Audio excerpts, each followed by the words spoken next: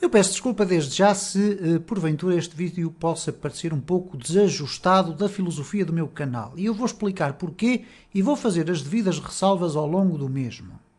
Eu dei um nome a este vídeo muito sugestivo, Sistema MVC para Desesperados. O Sistema MVC nós vamos já falar sobre o que é.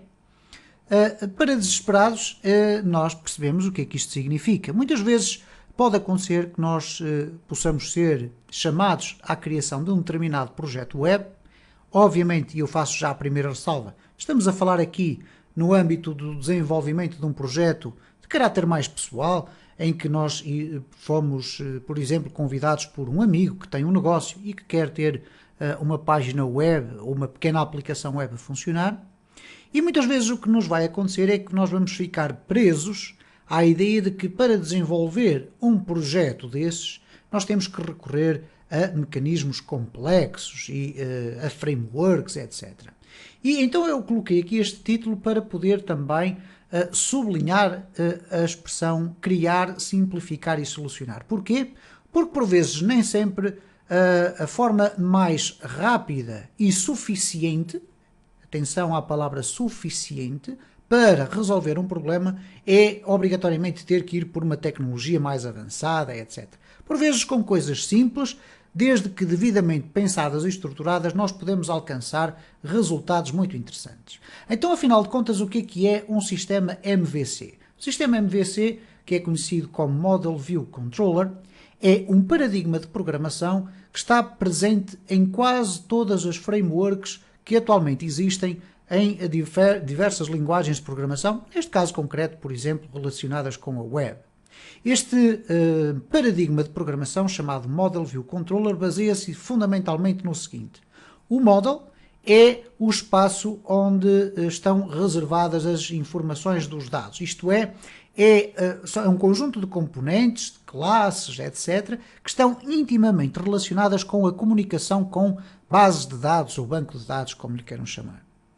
Depois temos o View, que tem tudo a ver com a parte da visualização. Tudo o que é a utilização do HTML, do CSS para a apresentação, quer de formulários, quer de dados que provêm de uma base de dados, etc. E, portanto, toda essa área é concentrada no View.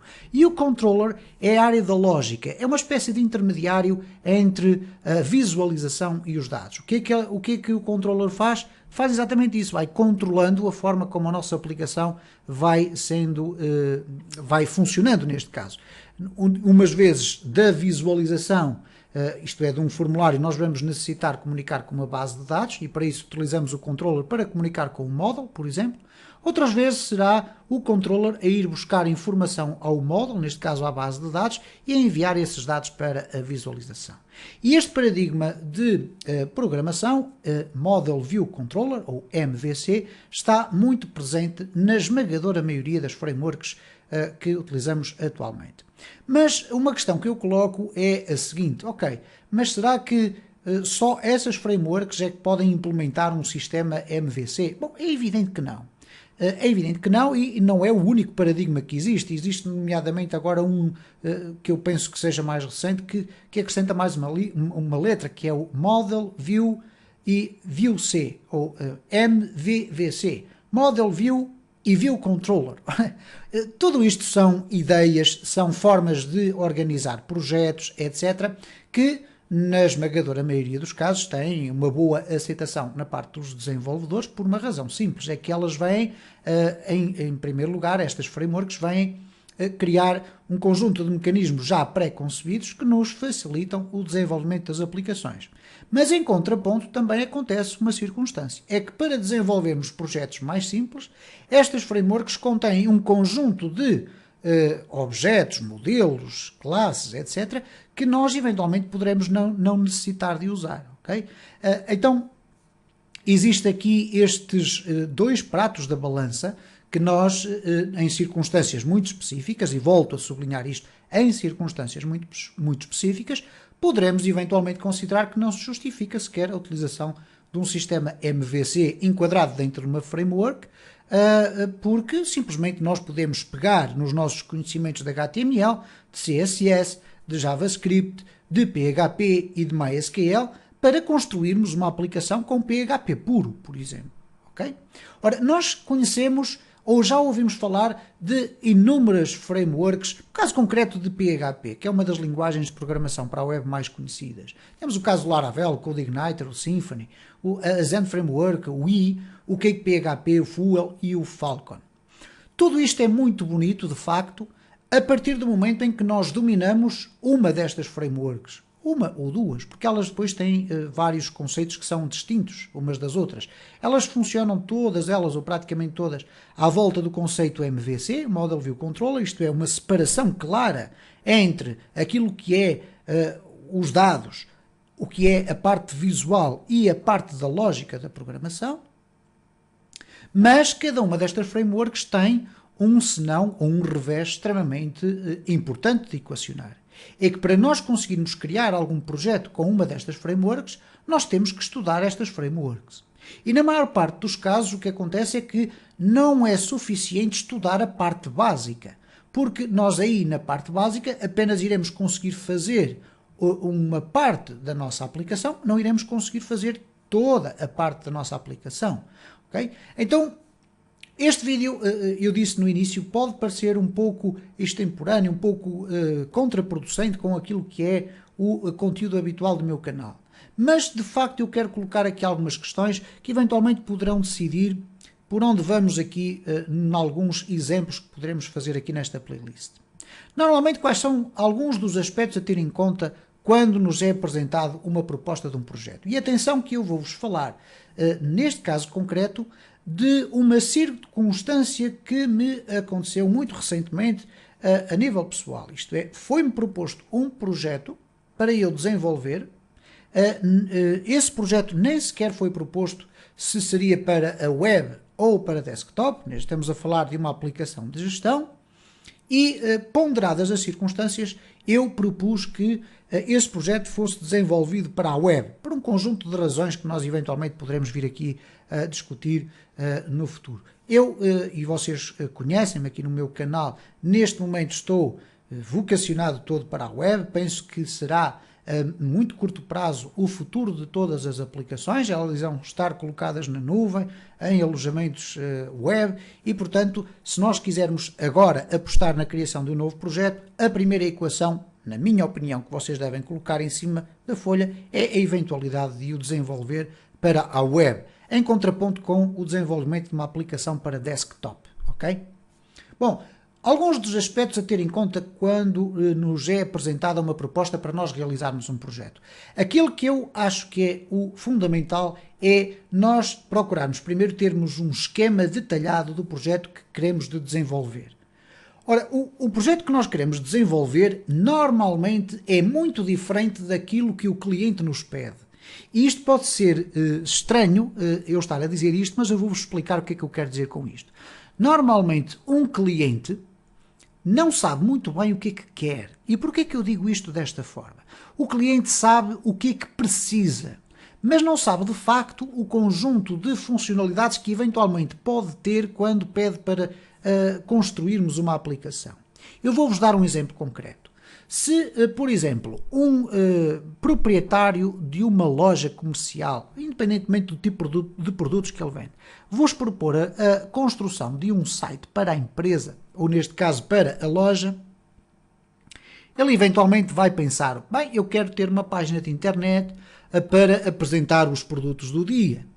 Ok? Quero que apareça o logo da minha loja, quero que apareça uma secção com os contactos, quero que apareça também os meus endereços de e-mail e quero inclusive que as pessoas se possam registar na minha página para receber informações, etc. Tudo isto parece muito bonito, ele vai inclusive a dizer, olha, eu de vez em quando tenho umas promoções na minha página, também quero que isso apareça. Bom, isto desta forma, que é uma forma absolutamente legítima por parte do nosso, entre aspas, cliente, é uma forma muito simples de nós ficarmos com uma percepção do trabalho que vamos ter. E nós, como desenvolvedores e conhecedores da tecnologia, temos que a cada momento em que estamos a comunicar com o nosso cliente, saber perfeitamente que tecnologia é que vamos colocar em prática, que condicionantes é que vão estar em cima da mesa para a elaboração desse projeto.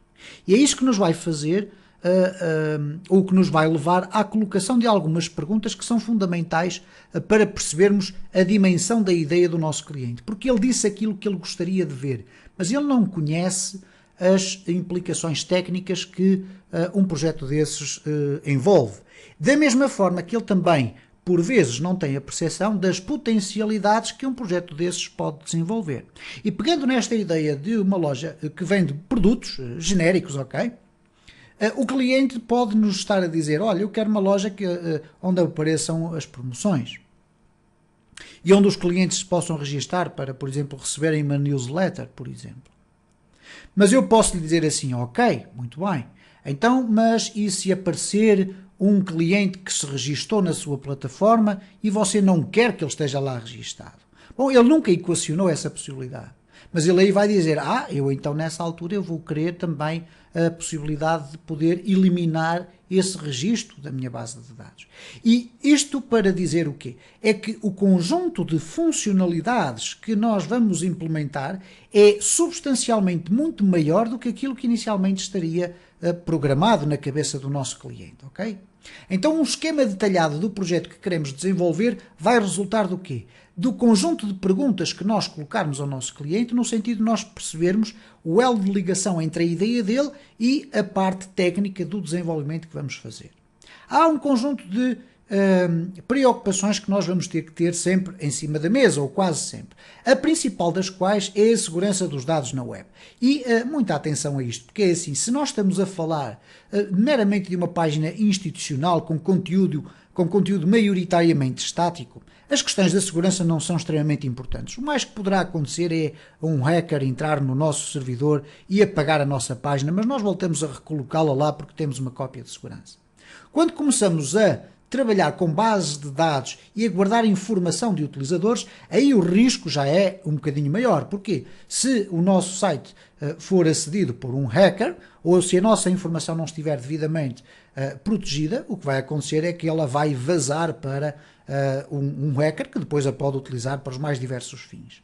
Mas as questões da segurança de dados na web são extremamente importantes. Depois a criação de um sistema base de funcionamento de uma aplicação web pode passar ou pela utilização de uma framework, e atenção, aquelas frameworks que eu aqui mostrei no slide anterior são a principal escolha que vocês podem ter quando trabalhamos em determinados cenários, nomeadamente se estamos a trabalhar dentro de uma organização que usa estas frameworks, faz todo o sentido, e mais do que óbvio, utilizar estas frameworks. Se vamos criar uma aplicação já de uma envergadura substancial, faz todo o sentido utilizarmos uma destas frameworks. Mas não esquecer que o peso da utilização destas frameworks é que nós temos que as dominar, temos que conhecer a forma como elas funcionam. Okay?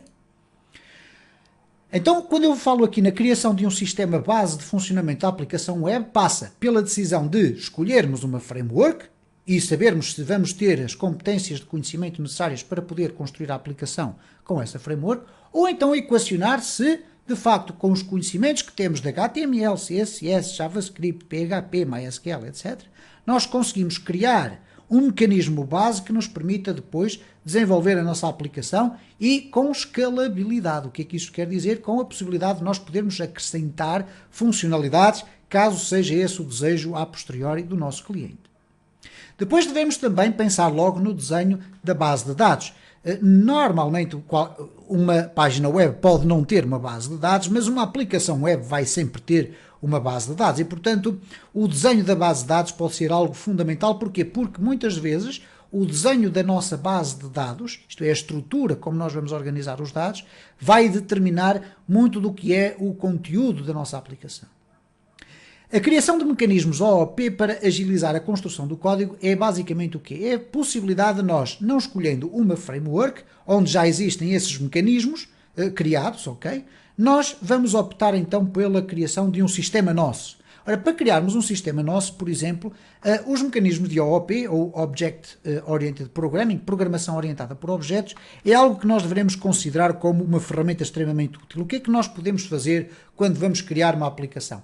Antes de pensarmos em qualquer formulário, num sistema de login, de utilização de senhas de usuários, utilizadores, etc., nós devemos pensar na criação de um conjunto de classes, por exemplo, ou de scripts, que nos permitam depois agilizar o nosso processo de desenvolvimento. Um exemplo muito concreto, no meu caso, é o facto de eu já ter desenvolvido uma classe de PHP exclusivamente dedicada a fazer todas as comunicações com as bases de dados. E sempre que eu a quero utilizar, eu utilizo-a, chamando-a, criando uma instância de um objeto dessa classe e a partir daí dando as instruções que eu quero. E a partir do momento em que eu tenho um instrumento desse, eu não tenho que me preocupar mais com essa questão. Ele está desenvolvido, é funcional e a partir daquele momento eu posso me preocupar com outras questões. Outro exemplo concreto, a questão das datas e horas dentro do PHP, que é algo bastante confuso e até de certa forma, em alguns casos, complexo. Se nós tivermos uma classe que nos permita fazer a gestão de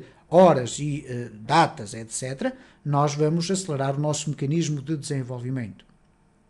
Depois, estabelecer um padrão visual para a aplicação, que vai acontecer muitas vezes quando estivermos a desenvolver uma aplicação, e aqui neste caso concreto é independente do facto de estarmos a usar uma framework ou não, porque mesmo dentro das frameworks, na maior parte dos casos, nós vamos ter que criar todo o aspecto visual da aplicação. O que acontece aqui é o seguinte, nós deveremos definir, pelo menos num ponto de partida, qual é o aspecto visual da nossa aplicação. Vamos usar Bootstrap?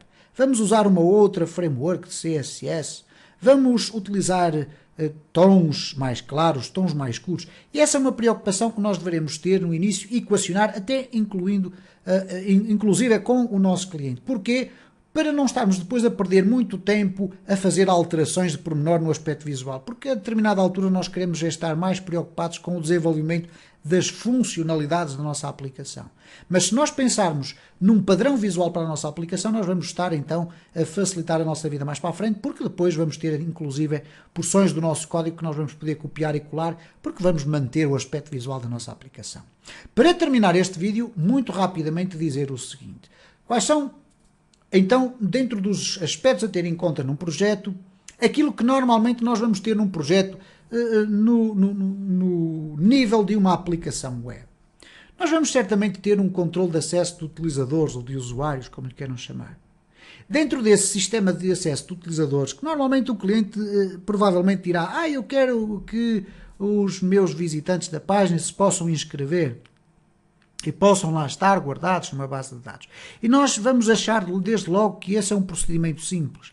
Mas se nós criarmos um sistema de login, que tem senha, tem nome de utilizador, etc., nós vamos ter que também acrescentar um sistema de recuperação de passwords, vamos ter que colocar um sistema de controle de sessões, etc. E, portanto, nós devemos ter sempre em conta que aquilo que aparentemente vai ser simples de desenvolver vai depois acarretar um conjunto de implementação de outros mecanismos que irão aumentar de sobremaneira o desenvolvimento do nosso projeto. Vamos ter com certeza também associado ao sistema de utilizadores e de usuários um sistema de permissões. Por exemplo, vamos ter alguém que vai ser um administrador ou vários administradores que poderão entrar numa área reservada, aquilo que nós normalmente designamos por um back-end da nossa aplicação.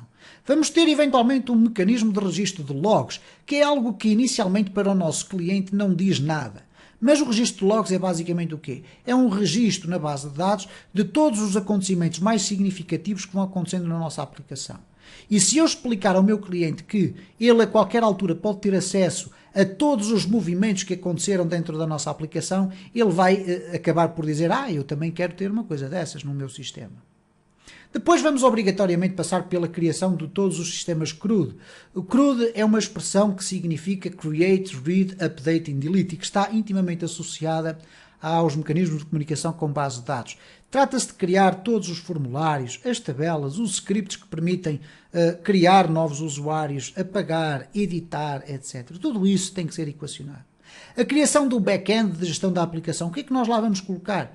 Um exemplo muito concreto, se nós vamos utilizar uma conta de correio eletrónico, de e-mail, não é? Para podermos permitir que os formulários da nossa página possam contactar ou possam enviar um e-mail quando um visitante coloca lá uma mensagem para comunicar, nós poderemos disponibilizar ao nosso cliente um espaço reservado ao qual só ele tem acesso, onde ele pode alterar as configurações da conta do e-mail. Porque porventura um dia destes ele pode ter uma conta de e-mail nova e querer utilizar essa conta de e-mail como um mecanismo de envio. Vamos ter também a criação de um espaço de manutenção para a fase de desenvolvimento. O que é que eu quero dizer com isto? Por exemplo, se nós vamos desenvolver uma aplicação de clientes para uma loja, por exemplo, faz todo o sentido nós criarmos alguns scripts que nos permitam, a qualquer altura, povoar a nossa base de dados com informação, para nós podermos realizar testes. Então, eu, por exemplo, na aplicação que eu fiz, que eu não vou aqui estar a detalhar por razões óbvias de certo compromisso não é propriamente de um segredo, mas de reserva, mas, por exemplo, o que eu fiz foi, uma vez que eu ia ter lá um conjunto de registros de pessoas, eu criei um conjunto de scripts para poder gerar pessoas de forma aleatória, gerar as suas moradas, os seus contactos de telefone. Porquê? Para eu poder injetar informação dentro da minha base de dados e depois poder testar. Nós vamos ter certamente também um sistema de envio de e-mails através dos formulários. Vamos ter um sistema de impressão de documentos. Por sinal, eu descobri ou encontrei, eu não descobri nada, ele já existe, mas encontrei um muito interessante, simples de utilizar e que nos permite criar ficheiros em PDF de uma forma muito interessante. A execução de cópias de segurança, etc. Mecanismos de exportação de informação, eventualmente até de web services para a comunicação dos dados da nossa aplicação com outros, ou vice-versa, e muitas outras circunstâncias. O que eu quero no final deste vídeo aqui deixar sublinhado é o seguinte: no contexto desta playlist, e apesar de nós termos falado aqui de todas estas frameworks, eu estava muito inclinado a fazer qualquer coisa para os mais desesperados, isto é, alguém que quer rapidamente aprender a implementar um conjunto de conhecimentos de PHP, MySQL, etc., e utilizar algumas técnicas para criar aplicações funcionais e seguras, isto é fundamental, mas que não tenha obrigatoriamente que perder agora 2 ou 3 meses a estudar uma destas frameworks, porque na maior parte dos casos é mais ou menos o tempo que nós necessitamos para aprofundar estes conhecimentos e podemos eventualmente estar mesmo desesperados para começar a avançar.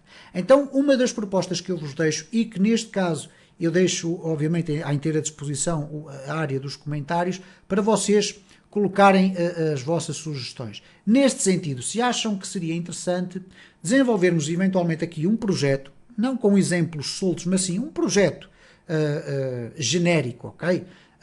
Onde nós iríamos implementar um conjunto de conhecimentos relacionados com tudo isto, ok? Onde iríamos implementar a utilização de HTML, CSS, SAS, Bootstrap, jQuery, Ajax, MySQL, PHP, etc., mas desenquadrado de uma framework. Portanto, não temos que estar a estudar a framework para depois elaborar o projeto. Começar logo aqui a avançar. Eu estou-vos a dizer isto por uma razão simples, porque essa foi a escolha que eu fiz para desenvolver o projeto que eu estou neste momento a terminar e até agora não me decepcionei com o resultado. Pelo contrário, permitiu-me que eu desenvolvesse o projeto em sensivelmente 2 meses, sem ter que estar a estudar aprofundadamente uma framework para depois a colocar em prática. Então eu deixo-vos aqui este desafio, coloquem nos comentários deste vídeo qual é a vossa opinião. Obviamente que eu sei que vai aparecer comentários, mas seria interessante estudarmos a ASP.NET, porque isso é que é bom. Voltamos à estaca zero, porque vamos ter que estudar para depois implementar.